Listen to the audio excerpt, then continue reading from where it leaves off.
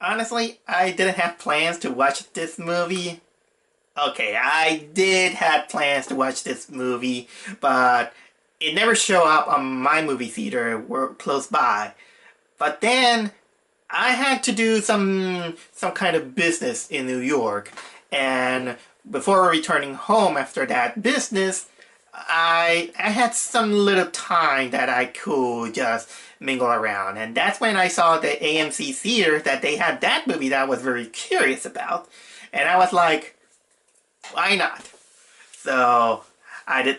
So what a perfect occasion to watch that movie because it was technically a Christmas movie. As you can tell, I'm wearing my Christmas hat because I decided to watch the Christmas movie from Britain, Anna and the Apocalypse. Oh boy, what can I say about this one?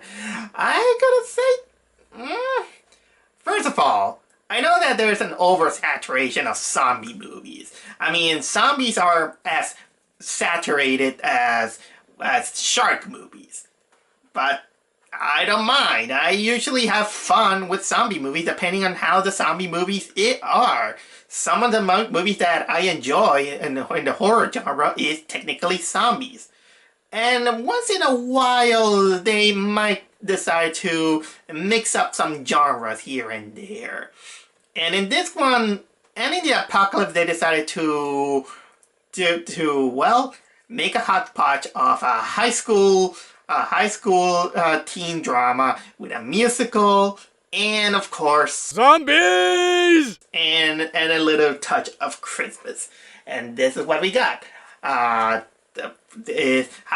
Is Annie and the Apocalypse. The best way I can describe this movie is it is indeed what you get if you get the combination between Shaun of the Dead and High School Musical. And did I like this movie?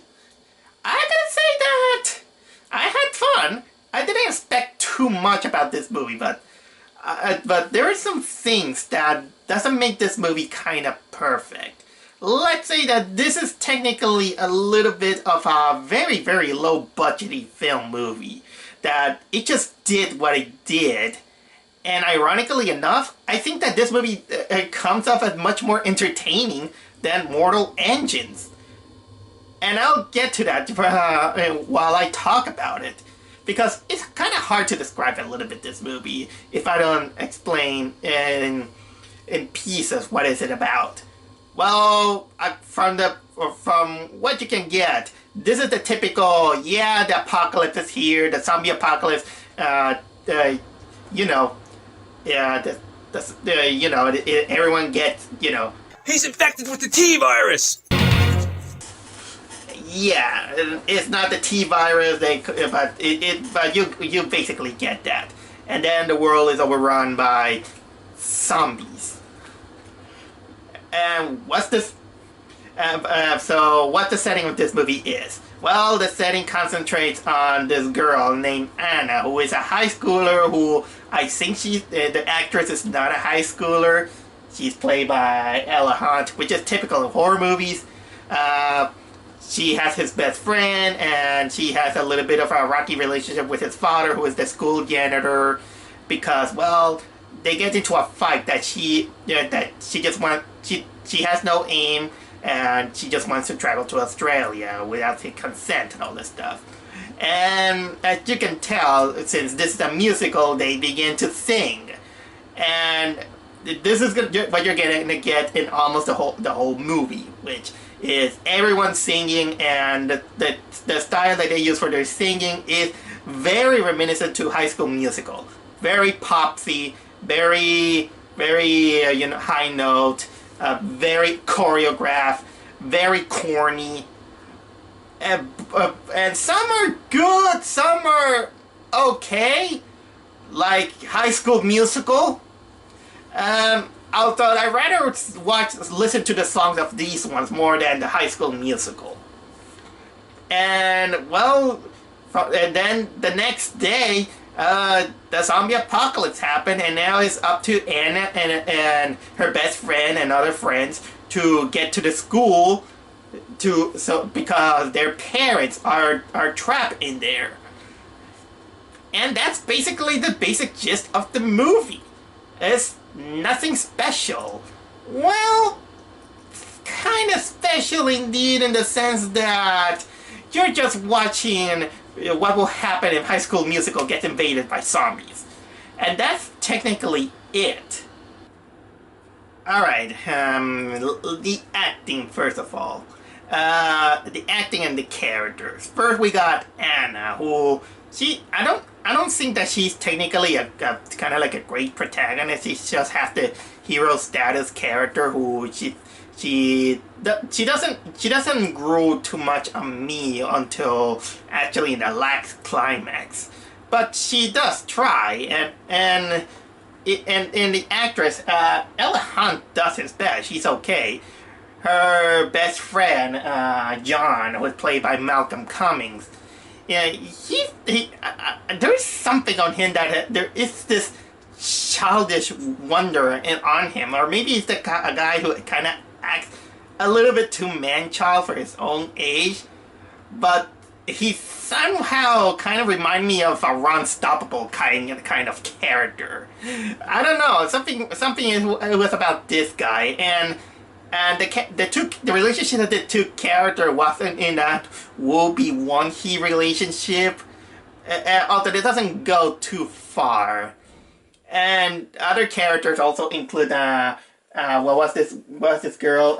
Sarah Swire is the name of the actress who played this character named Steph. Who I think she was the most badass of all the characters in a way, because she had the blonde hair, and it is implied that she was lesbian, I think. And everyone treats her like a weirdo.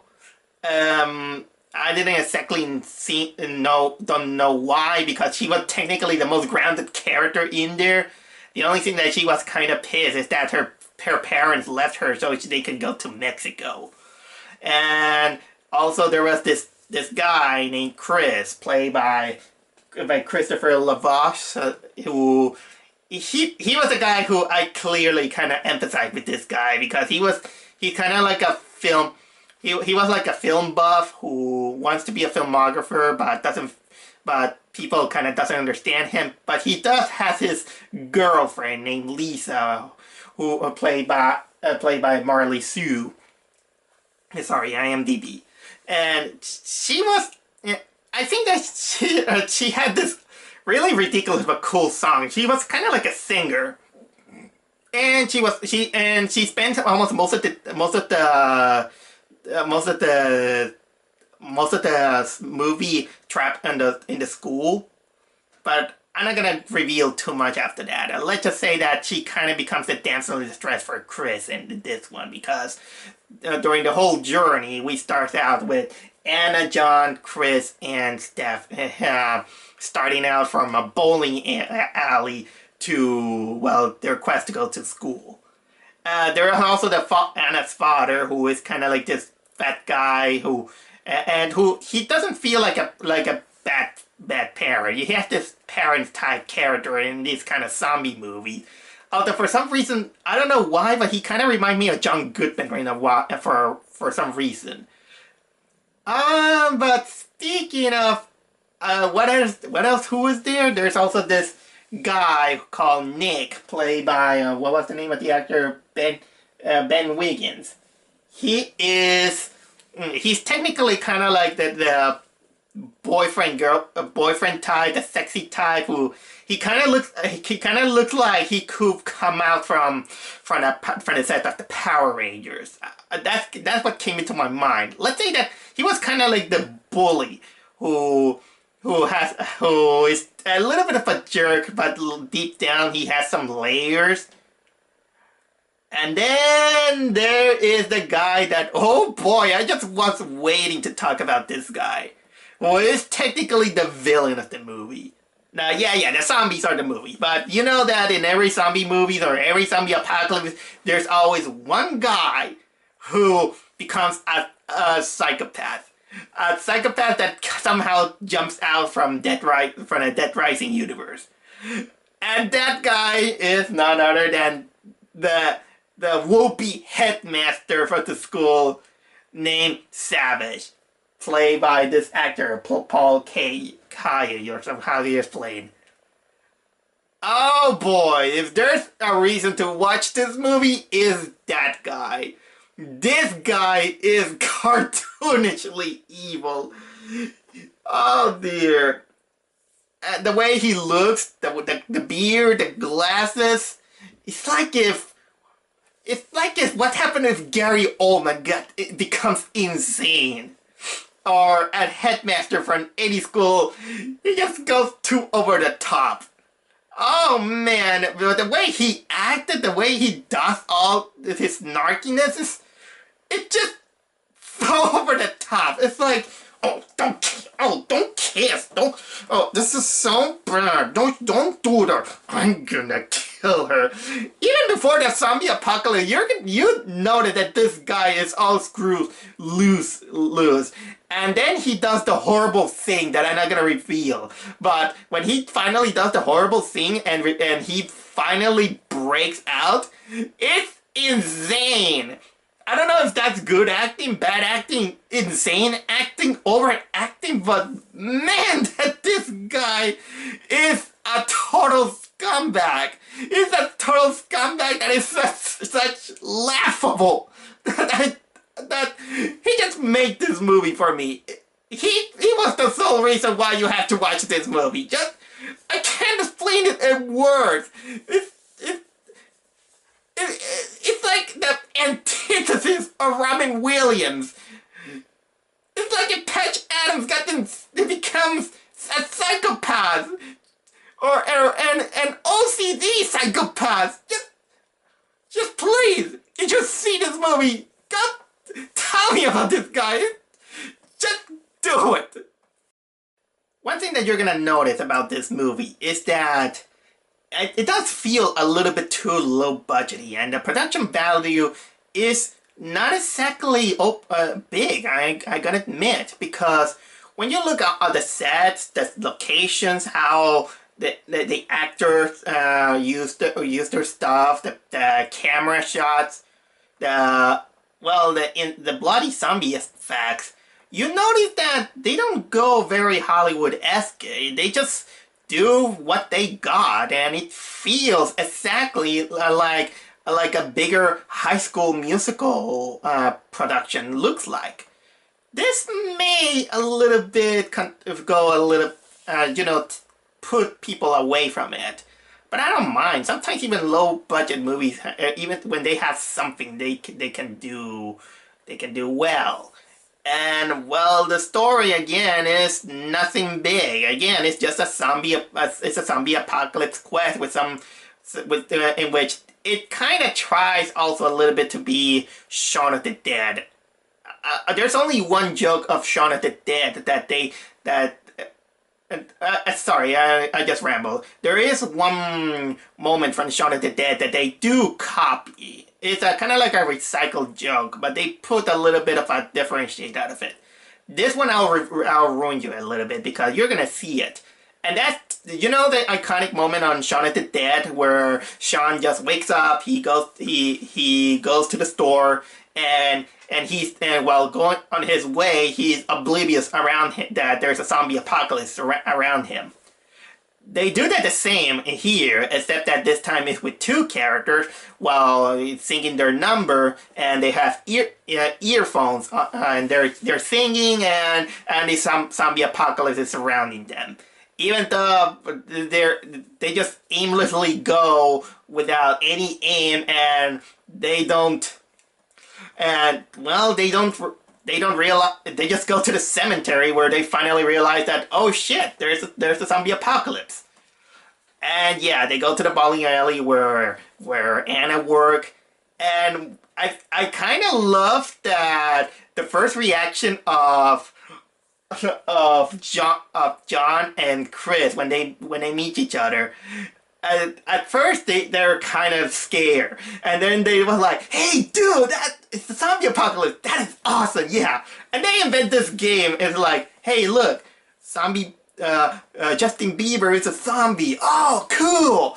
And then they just say, okay, what if, do you think that Robert Downey Jr. is a zombie? Yeah, I don't think so. No, no, no. No one kills Iron Man. What about Taylor Swift? Oh, don't dare. How dare you? They're gonna begin to play this game. Also, there is a little bit of something cute, which involves a pool with kitty balls. I'm not gonna reveal you something like that. It just popped out of my mind. And again, when it's not a zombie apocalypse, sometimes they sing a song, and some of them are okay. I think two of them were probably the best songs of the movie. The first one is kind of like there is no such thing as a Hollywood ending, which is probably one of the best songs. And the other song is sung by Nick, who they encounter like that.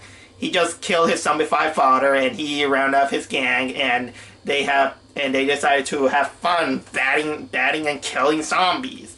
And that, I think the song was called I'm a Soldier Man, something like that. And that is actually one of the better songs that this movie has. Well, not much I have to say about this movie without ruining it, except that despite all the insanity that it has, the climax of the movie, you're gonna either love it or hate it, or you're gonna be okay with it. I'm fine with it, to be honest, but I'll tell you this, that for the amount that the movie gave us to invest on those characters, even the little bit, it actually succeeds in giving us an emotion. It really is. The ending is actually really bittersweet and heartbreaking.